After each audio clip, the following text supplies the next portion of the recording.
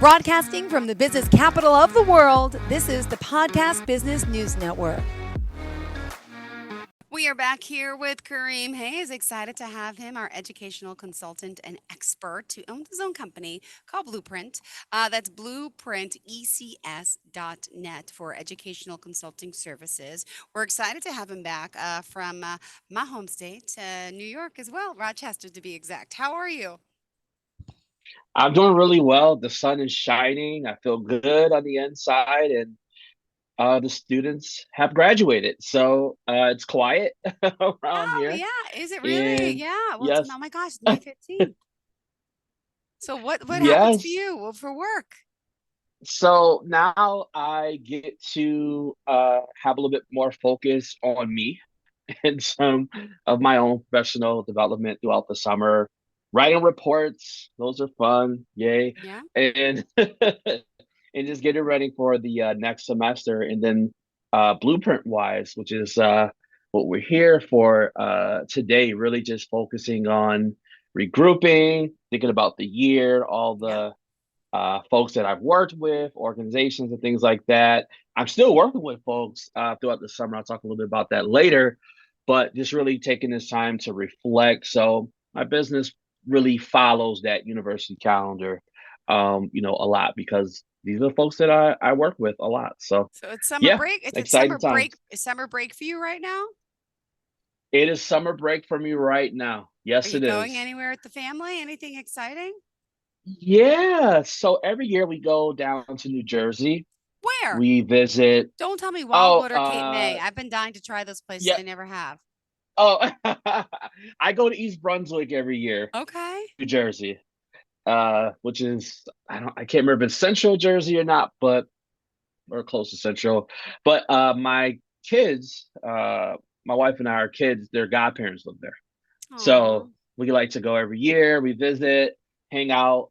There's a really good place in by Rutgers called Rooster, I think it's Okay. called. But food was amazing. But yeah, so we uh we spent time there looking to go to Washington, DC. There's actually a group of students I'm working with who high school students now Okay. that we're looking to take them to New York to Washington, DC, see the monument, see the Wow. museums, and really just have fun. One of the things I love about what I do is that I get to like do different things. So I'm not like in a box. I'm the type of person where it's really hard for me to just do one thing all the time. So Hmm. if I work like in a factory or something like that, or if I had like a desk job, I would be bored out of my mind Got to it. do that. So work really helping to like expose them to something different than Rochester. I'm Nice. shocked at the number of I'm shocked at the number of kids that tell me they've never been to Niagara Falls.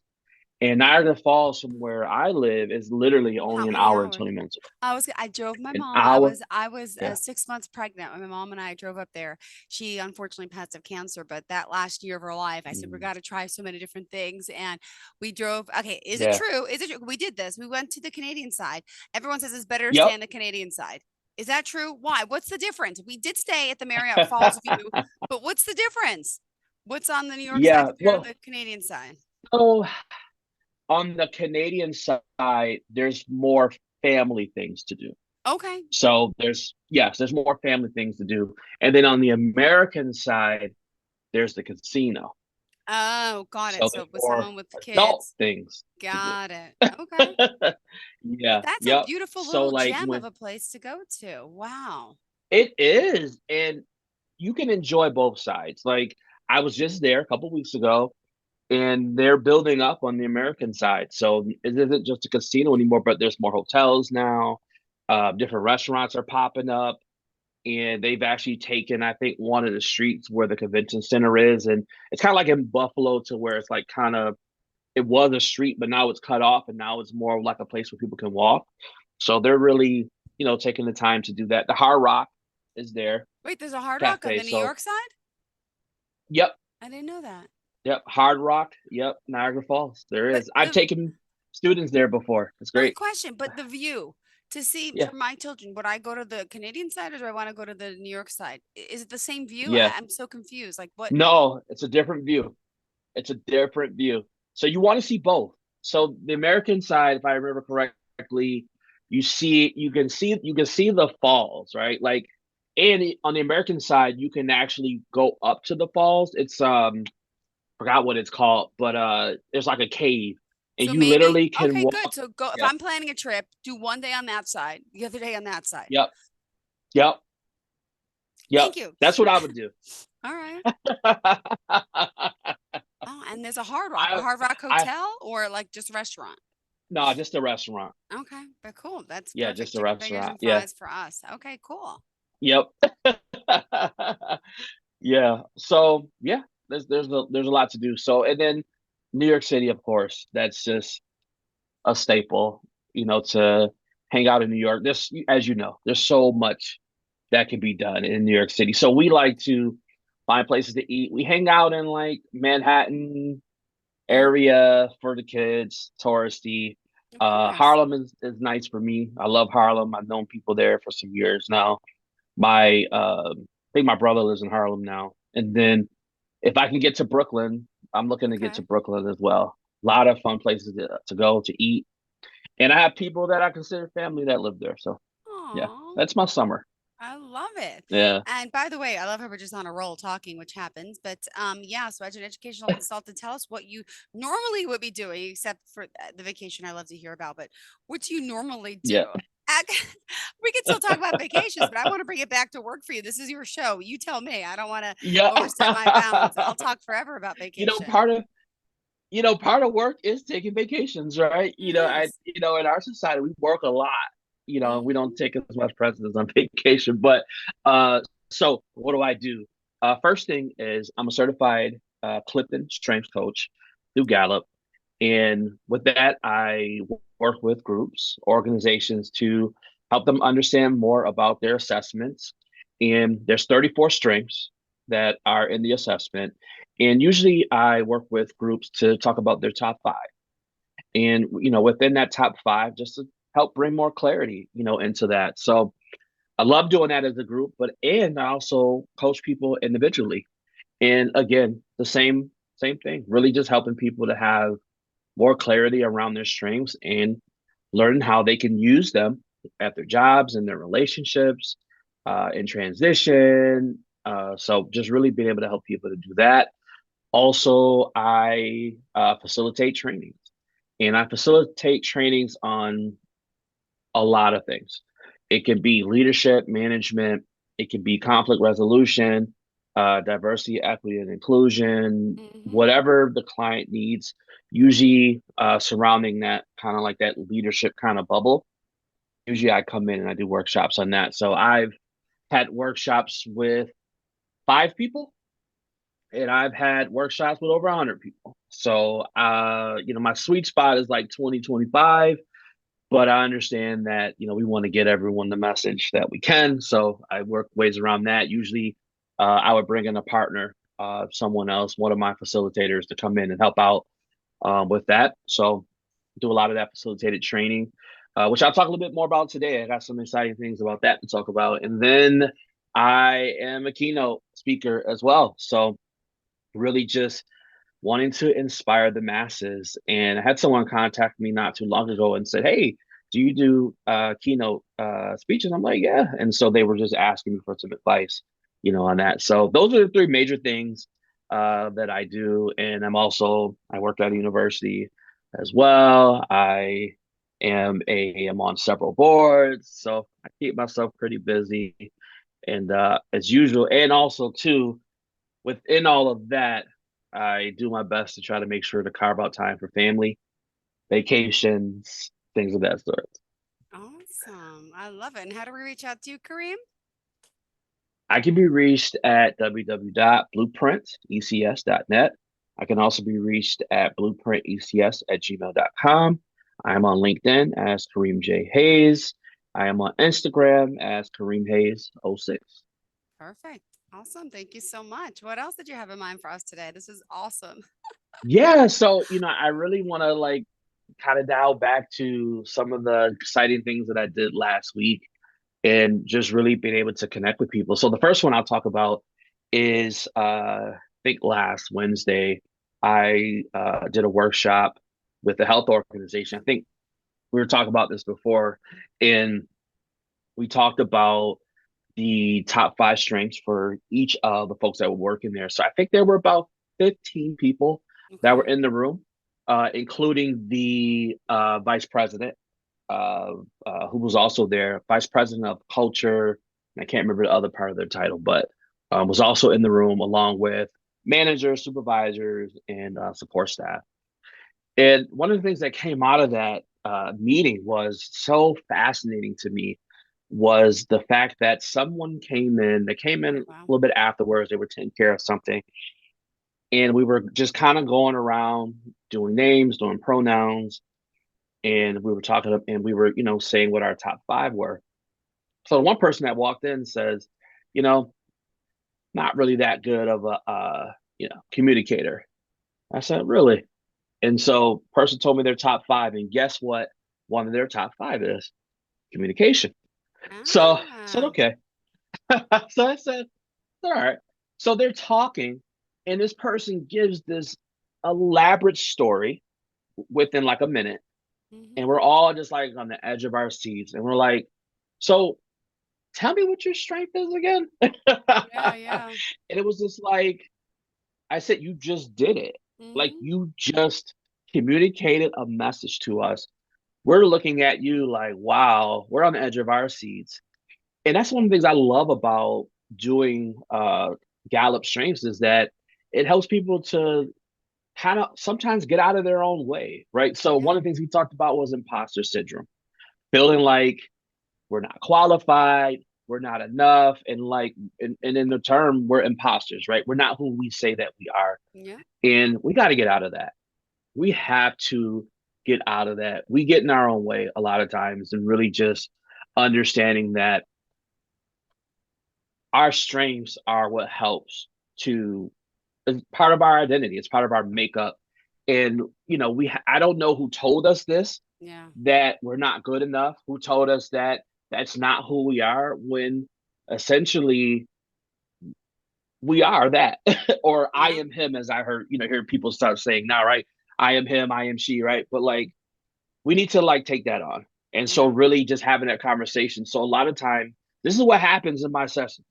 It's a lab, and I don't waste time taking advantage of educational moments, Mm-hmm. right? And so, and like even with like the vice president, we were kind of talking, and I think one of their strength was I know empathy is one, or strategy might have been another. But anyway, they were like kind of talking and almost gave like this 10-second speech. And I was like, Oh, you're doing it right. you're like, You're wow. doing it right now. Mm-hmm. You're inspiring us, right? Like you're using your strength right now. They're like, yeah. So that was like from this, and there's more stories I can tell. We don't have enough time, but Yeah. like just really being able to help people to see that your strengths are important, and that's just your top five. We haven't even talked about 6 through 10, and then all the other Mm-hmm. strengths that are attached as well. So it was just an awesome moment. Awesome. Awesome. You got good stories. You got a vibe today. You're calm, you're cool, relaxed. I guess because like school's out. This is true. You're like, yeah. Yeah. Yeah, Where's the it's tank it, top? it's Where's the show flip it's flops and the yeah, come on. right. Oh, Well, I knew I was going to be in front of you today, so I was like, in front of viewers. So I'm like, let me at least put on a button-up shirt. But tomorrow, please believe I will be in another outfit, I more love it. relaxed outfit there. But I also want to talk too about. I did a workshop yesterday with another facilitator, diversity, equity, and inclusion, and I'm also a certified Dale Carnegie Mm, trainer as well. And we did uh, our first session was about trust and okay. psychological safety. Oh. And this is in a room full of educators. Mm-hmm. They are part of a charter school and they have students K through 5. And let me tell you, uh, it was a tough first maybe 15, 20 minutes, Okay. because to talk about the subject of diversity, equity, and inclusion, we all have our own thoughts about that.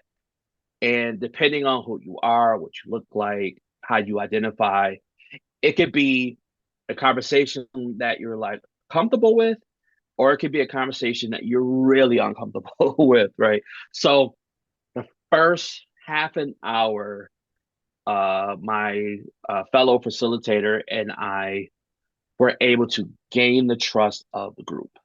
And this was through conversation. We talked about like how was trust gained, how was trust lost.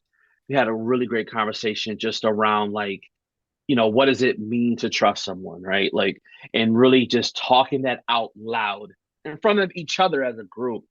And one of the things that I'm always looking for in these sessions very early on is tension.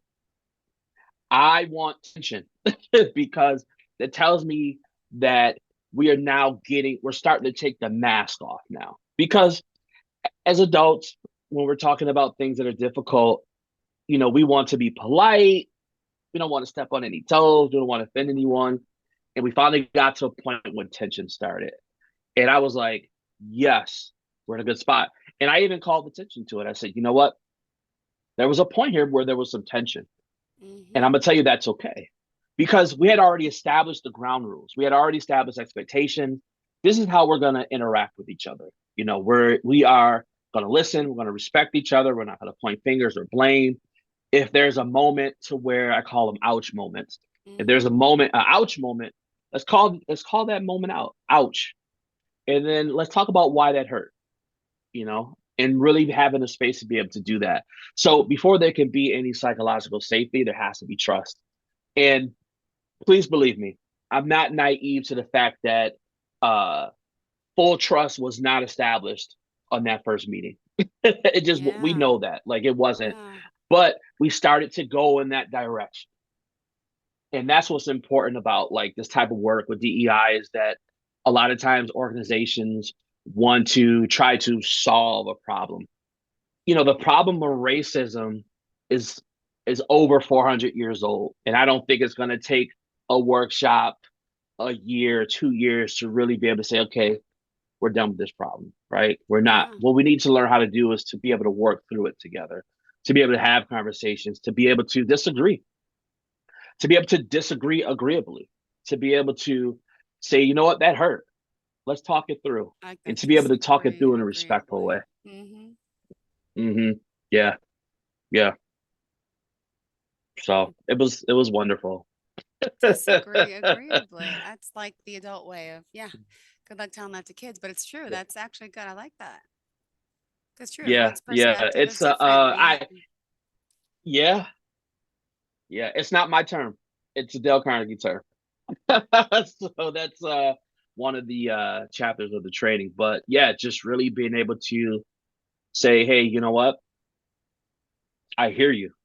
And I think sometimes we are in positions to where we feel like we need to either agree or disagree, but we don't. We could just people want to be heard. You know what? I heard you. And then being able to have the conversation that you did hear them, right? Because we have to get to a point to where we're past lip service. We have to get to a point to where we're actually learning these different things, and then we're able to actually apply them.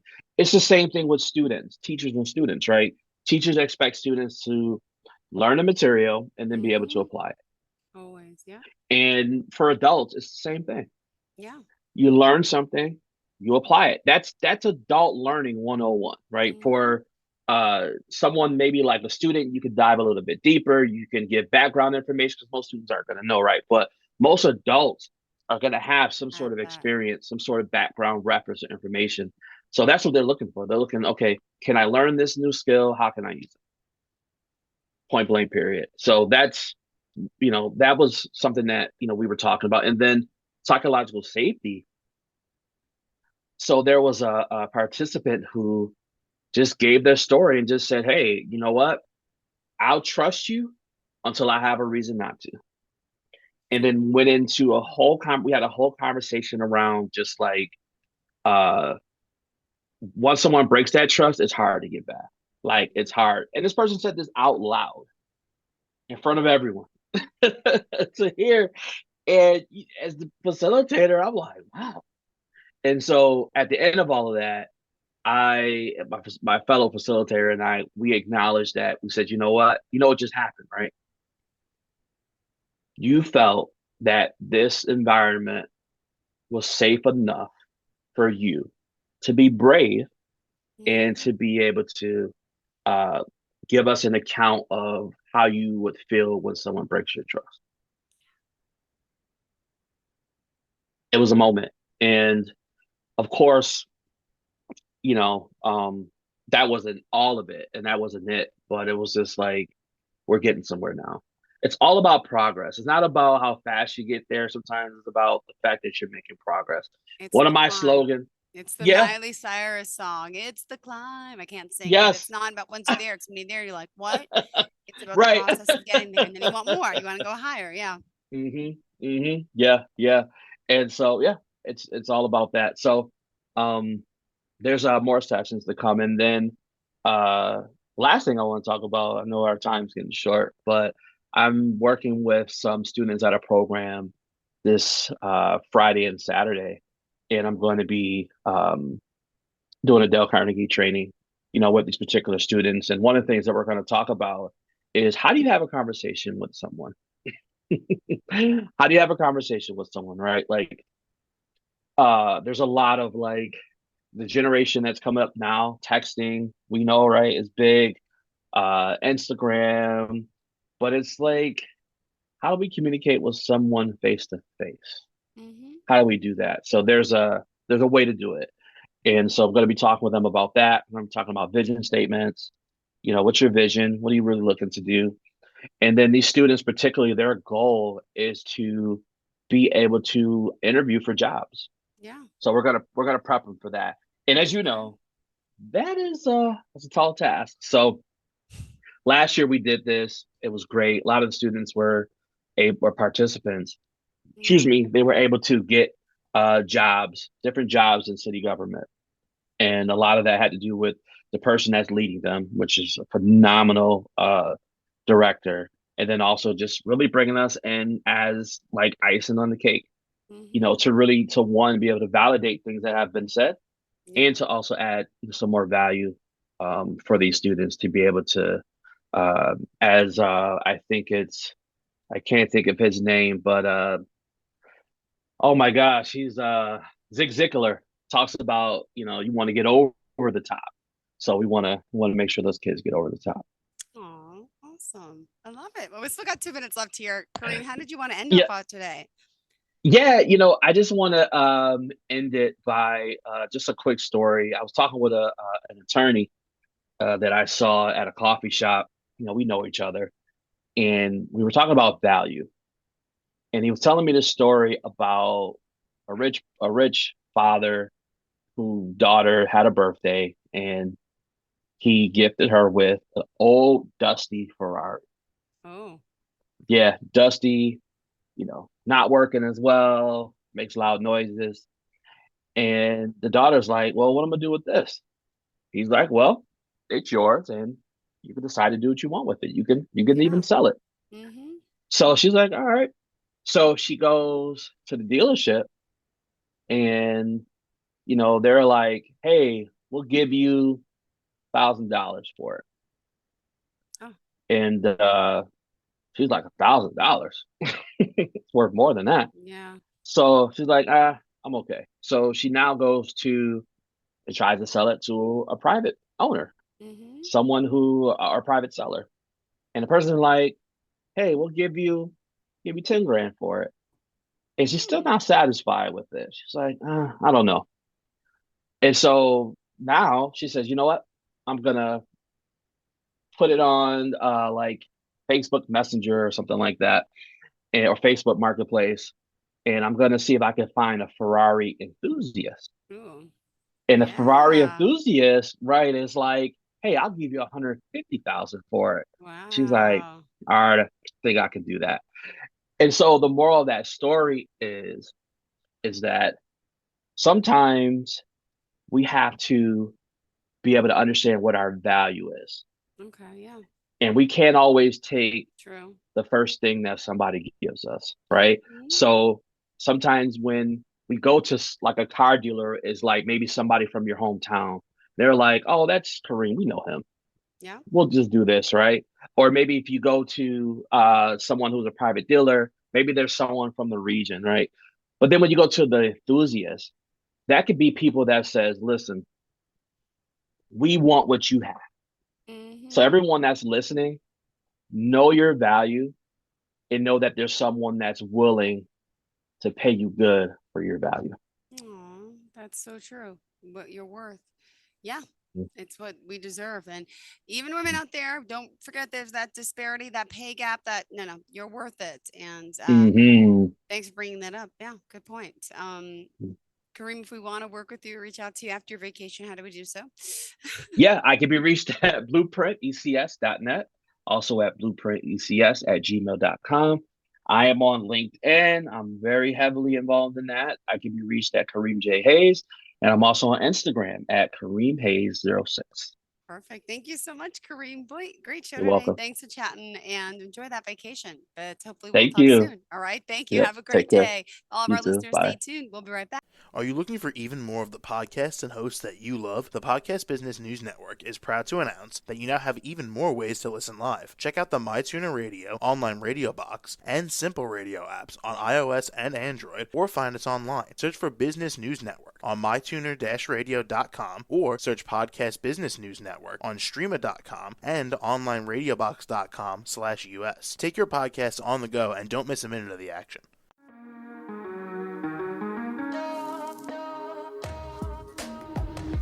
Broadcasting from the business capital of the world, this is the Podcast Business News Network.